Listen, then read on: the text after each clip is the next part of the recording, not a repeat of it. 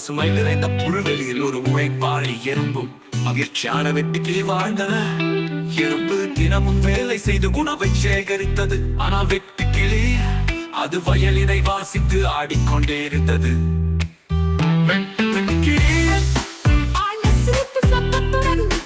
எறும்பு வேலை வேலை என்று இருக்கிறவா என்னுடன் ஆடலாமே.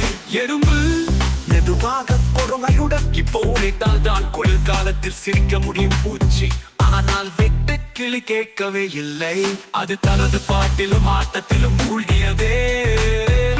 வெட்டுக்கிளி விளையாடும் காட்சி நாள்கள் சென்றன. வெட்டுக்கிளி மகிழ்ச்சியாக விளையாடி கொண்டே இருந்தது. எறும்பு மட்டும் உழைத்துக் கொண்டே இருந்தது.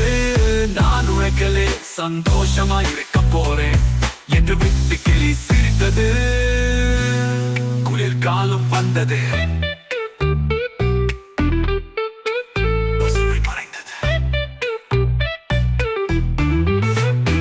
இப்போது பனி வீசுகிறது. காற்று கடுமையாக வீசுகிறது. எறும்பு அதற்கான தயாரிப்புடன் மகிழ்ச்சியாக இருந்தது. ஆனால் வெட்டுக்கிளி குளிர் இரண்டும் தாக்கியது. வெட்டுக்கிளி துடிக்கவும் நடுங்கவும். எறும்பு தயவு செய்து கதவை திற, எனக்கு பசி. குளிர் ஒரு உதவி செய்.